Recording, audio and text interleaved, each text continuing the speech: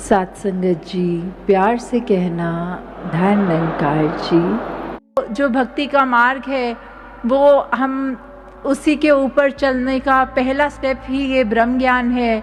कि जो भी हमारे अंदर परमात्मा की जो भी हम विश्वास जहाँ रखते हैं, भक्ति आस्था जहाँ पे रखते हैं,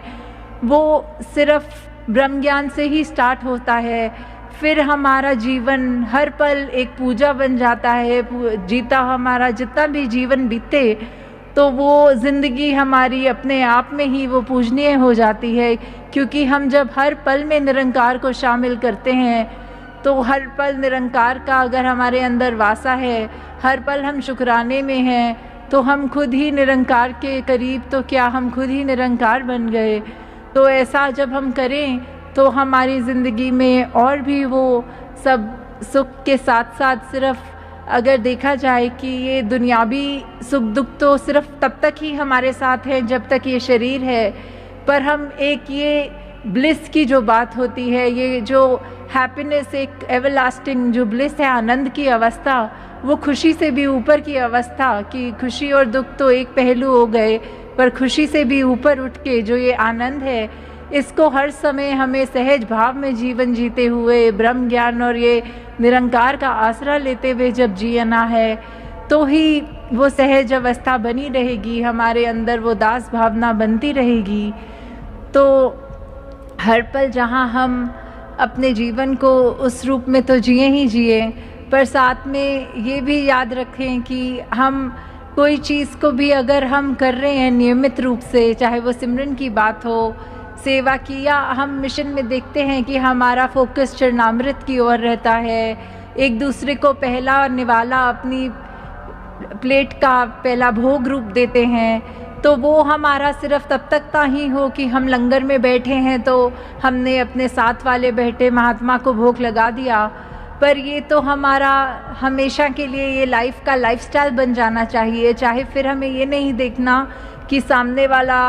एक निरंकारी मिशन के अंदर है कि नहीं, या कहीं और आस्था रखते हैं, पर वही बात कि हमें सिर्फ अपने नज़रिए पे फोकस करना है। हमें सिर्फ खुद से ये क्लैरिटी रखते हुए कि परमात्मा हर एक में है, तो फिर ऐसे कार्य जब करने हैं तो फिर वो एक रिचुअल नहीं बनते, फिर वो एक सिर्फ ऐसे नहीं बनते कि एक हम ऑटो पायलट में ही करी जा रहे हैं कोई कार्य को, उसके पीछे का भाव भूल गए, या सिर्फ कि एक ये रूटीन बन गई, एक आदत बन गई, तो बस वो चलते चलते हर दिन ऐसा होता है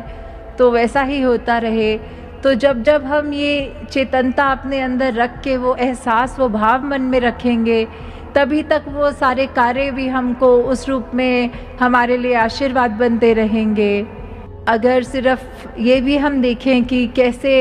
बाबा बूटा सिंह जी द्वारा जब ये संत निरंकारी मिशन की उन्होंने जो ये नींव रखी, तो वो समय कैसा होता होगा,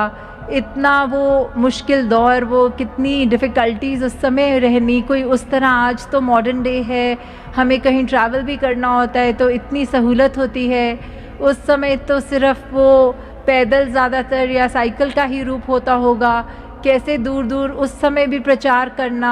जब बहुत ही वो पाबंदियां भी कह लें, या फिर वो दौर इतना मुश्किल कि हर एक के सोच विचार थोड़े अगर अलग होना, वो कष्ट सहते हुए भी उनको ये एक अपने अंदर का ये जज्बा उनका इतना दृढ़, ये डिटर्मिनेशन उनकी, कि अगर उन्होंने ये माना कि अगर एक प्यासे को प्यास लगी हो और पानी मिल जाए तो वो खुद भी कितना खुश होता है, वो कितना शुक्र करता है, और वो ये भी चाहता है कि ये पानी जितने भी प्यासे हैं सब तक पहुंचाया जाए। तो उस समय वो इतनी विपरीत भावनाएं जब थी तो भी उन्होंने वो उस का एक मोमेंट को ऐसे देखा कि चाहे वो कष्ट अपने ऊपर लेते थे, फिर भी वो हर एक उस प्यासे के पास ये ब्रह्म ज्ञान रूपी पानी लेकर गए,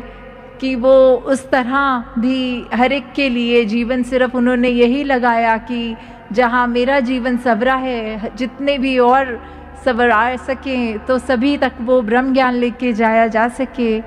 वहीं हम अगर बाबा अवतार सिंह जी की भी बात करते हैं तो फिर ये बीड़ा जब उन्होंने उठाया तो जहाँ हमारे पास ये अवतार बानी रूपी तो दात उन्होंने बख्शी, जो हम इतने सरल भाषा में भी हम आज की डेट में भी अगर हम वो पढ़ते हैं, सिंपल लगती है कि ये इतनी बेसिक बातें हैं जो हमें अपने जीवन में, चाहे वो ह्यूमन वैल्यूज़ की बात हो, चाहे वो फिर और कोई भी हमारे जीवन का पहलू ऐसे पकड़ लें कि एक एक शब्द जो अवतार बानी का है उसमें ऐसा देखें कि जो हमारे पहलू हैं वो इतने खूबसूरत, इतने रेलेवेंट आज की भी टाइम पे हैं कि हम कैसे ये नहीं कह सकते कि अभी हम अगर वो पढ़ेंगे तो हमें लगेगा एक एक बात हमारे मन की ही उसमें लिखी है। तो जहाँ उनकी इतनी बड़ी एक ये अवतार वाणी की तो दान रहा हमारे जीवन के अंदर,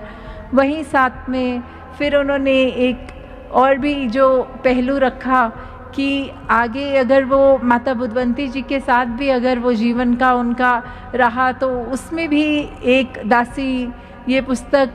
पढ़ रही थी जो बुद्धवंती जी के ऊपर है, तो दासी उसी का एक विचार का हिस्सा है उसमें। तो वो दासी आप सबके चरणों में रखना चाहेगी कि कैसे बुद्धवंती जी के पास जब आए एक महात्मा, एक बहन आई और कहा कि एक हमारा बच्चा थोड़ा सा ठीक नहीं है तो ये चरणामृत रूप मुझे बाबा जी का पिलाना है। तो माता जी ने उनको समझाते हुए जहाँ ये तो समझाया कि आपके घर में तो सभी ब्रह्मज्ञानी हैं, तो सिर्फ ये उसको अंधविश्वास की तरह ना लें कि सिर्फ बाबा जी का ही चरणामृत ठीक कर सकता है। नहीं, ये तो किसी भी शरीर जिसके अंदर ये ब्रह्म ज्ञान का वासा है, किसी भी शरीर का चरणामृत पिला दें तो वो आपके मन के भाव पूरे हो जाएंगे। उसके लिए इतना ये समय वेस्ट करके इतनी दूर भवन तक आने की ज़रूरत नहीं थी।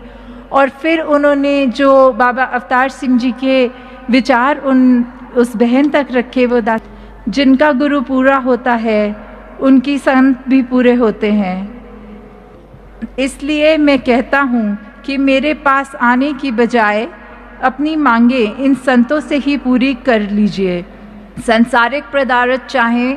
या संसारिक दुख को दूर करना हो तो भी इन संतों के चरण धोकर पिएं, सारे कार्य ठीक हो जाएंगे।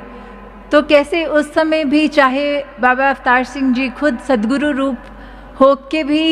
एक ये नहीं दिखाना चाह रहे थे कि वो खुद सद्गुरु हैं तो वो श्रेष्ठ हो गए। उन्होंने पूरी सत्संग के अंदर ये वो जो भाव डाला कि जो संगत है वही प्रधान है, वही महान है। तो उन्होंने अपनी वाली शक्तियाँ भी इस सत्संग के साथ साझी करी। यही कहा कि अगर मेरे शरीर का वो महत्व उतना नहीं है जितना इस सत्संग के एक एक जो भी आते हैं जन उनका है, तो कैसे ये सिर्फ चरणामृत भी बात लें तो सिर्फ श्रद्धा की ही बात है। तो उस ब्रह्म ज्ञानी महात्मा का जब पिला लिया जाए तो भी कार्य उतना ही होना है जितना सद्गुरु के शरीर के चरणों का बना चरणामृत हो। तो जहाँ इतनी बड़ी शिक्षा हमें वहाँ इस घटना से भी मिल रही है,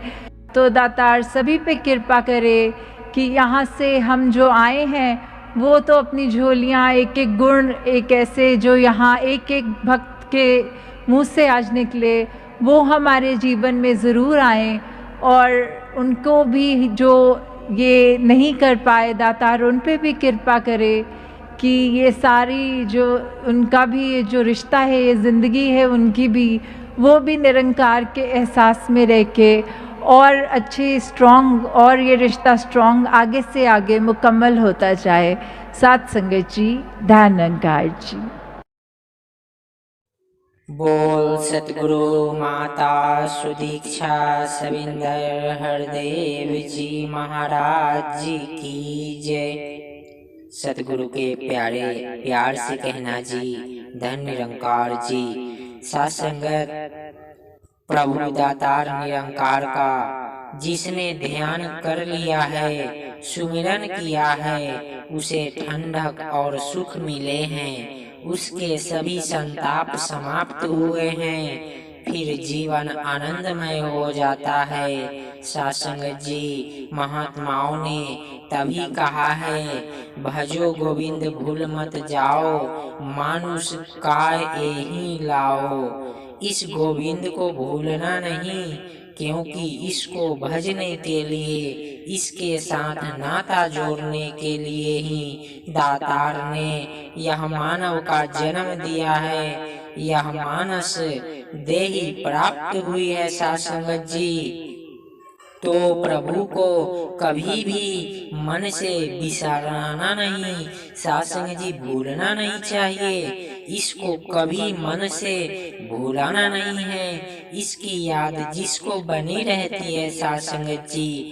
उसकी तुद चित आवे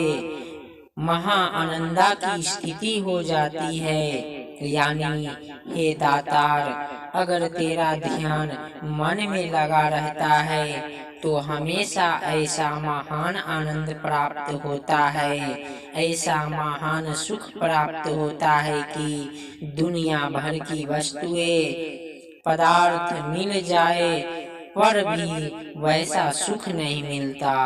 सासंग जी प्यार से कहना जी, धन निरंकार जी। ज्ञानदीप निरंकारी यूट्यूब चैनल में आपका स्वागत है दास। आप सभी महापुरुषों के पावन पवित्र चरणों में धन्यवाद।